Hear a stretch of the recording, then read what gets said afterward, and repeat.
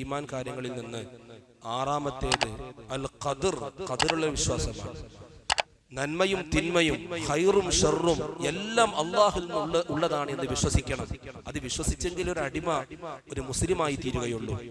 പ്രിയപ്പെട്ട സഹോദരന്മാർ, ഇത് പരീക്ഷണത്തിന്റെ ലോകമാണ്. പരീക്ഷണങ്ങൾ വന്നുകൊണ്ടേയിരിക്കും. അതുകൊണ്ട് ഒരു അടിമ എന്ന നിലയിൽ പരീക്ഷണങ്ങൾ വന്നേക്കാം, പ്രയാസങ്ങൾ വന്നേക്കാം, ദുരിതങ്ങൾ വന്നേക്കാം. അപ്പോൾ അവിടെ ഒരു അടിമ ഏത് നിലയിൽ മുന്നോട്ട് പോകണമെന്ന് വളരെ കൃത്യമായി നമ്മുടെ പ്രിയപ്പെട്ട നേതാവ് നമ്മെ പഠിപ്പിച്ചിട്ടുണ്ട്. ഒരു സുദീർഘമായ ഭാഷണത്തിന്റെ സമയമല്ലാത്തത് കൊണ്ട് ഞാൻ ആ വിഷയം ഡീറ്റെയിൽ ആയി സംസാരിക്കുന്നില്ല. പ്രിയപ്പെട്ടവരെ, ഏതായാലും പരീക്ഷണങ്ങൾ വരുമ്പോ, ദുരിതങ്ങൾ വരുമ്പോ അതിൽ അകപ്പെടാതിരിക്കാൻ, പ്രതിസന്ധിയിൽ നിന്ന് രക്ഷപ്പെടാൻ ഹബീബായ നബി സല്ലല്ലാഹു അലൈഹി വസല്ലം തങ്ങൾ നമുക്ക് പഠിപ്പിച്ചു തന്ന ഏറ്റവും നല്ല മാർഗമാണ് ദുആ എന്നുള്ളത്. അള്ളാഹുവിന്റെ തീരുമാനമാകുന്ന ഖദർ ഖദാനെ കുറിച്ച് നമ്മൾ ചർച്ച തുടങ്ങിയത്. ആ തീരുമാനം പോലും പടച്ച റബ്ബ് നമ്മുടെ ദുആ കൊണ്ട് മാറ്റും. അതും അള്ളാഹുവിന്റെ തീരുമാനമാണ്, ഖദാ ആണെന്ന് നമ്മൾ വിശ്വസിക്കേണ്ടതുണ്ട്. അപ്പോൾ ഒരു ഹദീസ് കാണാം, മഹാനരായ ഇബ്നു ഹിബ്ബാൻ റളിയല്ലാഹു അൻഹു റിപ്പോർട്ട് ചെയ്യുന്ന ഹദീസിൽ കാണാം, ഒരു അടിമ ആത്മാർത്ഥമായി ദുആ ചെയ്താൽ ലം യഹ്ലിക്, തീർച്ചയായും അവൻ ഹലാക്കാകുകയില്ല, ഹലാക്കാകുന്ന പ്രശ്നമേ ഇല്ല. ദുആ ചെയ്യേണ്ട രൂപത്തിൽ ഒരു അടിമ ദുആ ചെയ്യുകയാണെങ്കിൽ അവൻ ഹലാക്കിൽ പെടില്ല എന്ന് പരിശുദ്ധ റസൂൽ മുത്ത് മുഹമ്മദ് മുസ്തഫ സല്ലല്ലാഹു അലൈഹി വസല്ലം തങ്ങൾ പറഞ്ഞു. ഇനി ആഫത്ത് ഇറങ്ങിയാലോ, ബലാ ഇറങ്ങിയാലോ, വദ്ദുആ യൻഫഅ.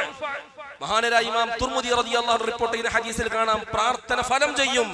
മിമ്മാ നസല, ഇറങ്ങിയ പ്രശ്നങ്ങൾക്ക്, വമിമ്മാ ലം യൻസിൽ, ഇറങ്ങാത്ത പ്രശ്നങ്ങൾക്കും, ഇപ്പോൾ നിലവിൽ നാം അനുഭവിച്ചുകൊണ്ടിരിക്കുന്ന പ്രതിസന്ധികൾക്കും, വരാൻ പോകുന്ന പ്രതിസന്ധികളിൽ നിന്നും രക്ഷപ്പെടാൻ ദുആ പര്യാപ്തമാണെന്ന് പരിശുദ്ധ റസൂൽ മുത്ത് മുഹമ്മദ് മുസ്തഫ സല്ലല്ലാഹു അലൈഹി വസല്ലം തങ്ങൾ പഠിപ്പിച്ചിട്ടുണ്ട്.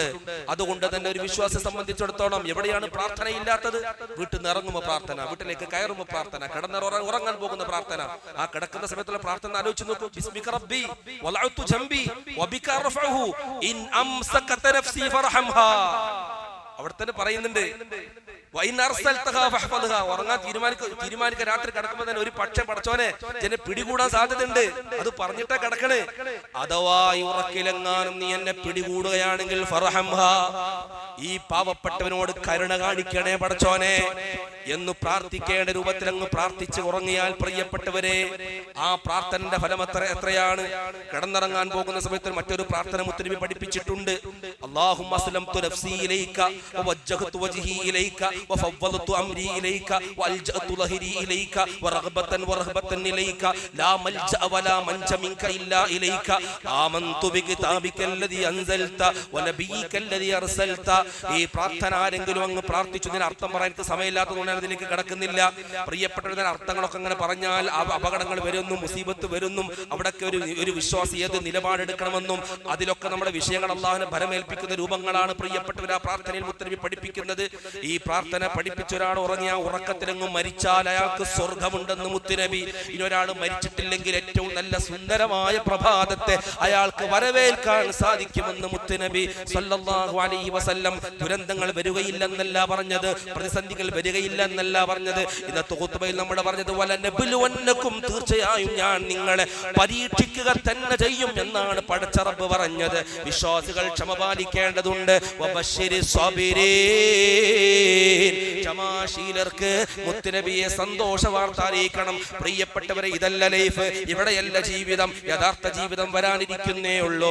ഈ ഭൗതിക ജീവിതത്തിന് ഒരു കൊതുകിന്റെ ചിറകിന്റെ അത്ര പോലും പ്രാധാന്യം അല്ലാഹു തആല നൽകിയിട്ടില്ല. അങ്ങനെ നൽകിയിരുന്നുവെങ്കിൽ ഒരൊറ്റ അവിശ്വാസിക്കും ഒരു ഇറക്ക വെള്ളം അല്ലാഹു തആല കൊടുക്കുമായിരുന്നില്ല. അതുകൊണ്ട് വിഷയങ്ങൾ പഠിക്കണം, ഖദർ ഖദാനെ കുറിച്ച് പഠനം നടത്തണം. അപ്പോൾ നമ്മുടെ വിശ്വാസം രൂഢമൂലമാകും. പ്രിയപ്പെട്ടവർ, എന്ത് ദുരന്തങ്ങൾ വന്നാലും പ്രതിസന്ധികൾ വന്നാലും വിശ്വാസിയെ സംബന്ധിച്ചിടത്തോളം പതറാൻ പാടില്ല, ഒരിക്കലും പ്രതീക്ഷ നഷ്ടപ്പെടാൻ പാടില്ല.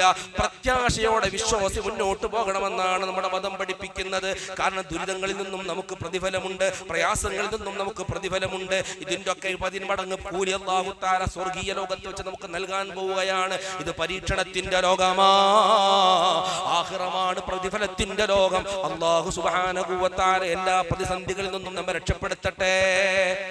പ്രതിസന്ധികളും പ്രയാസങ്ങളും ഉണ്ടാകും, അതിൽ നിന്ന് പ്രാർത്ഥന നേടാനും മുത്തനബി പഠിപ്പിച്ചിട്ടുണ്ട്. അല്ലാഹു സുബ്ഹാനഹു വ തആല എല്ലാ ദുരിതങ്ങളിൽ നിന്നും നമ്മെ കുടുംബത്തെ വേണ്ടപ്പെട്ടവരെ കാത്തു രക്ഷിക്കട്ടെ.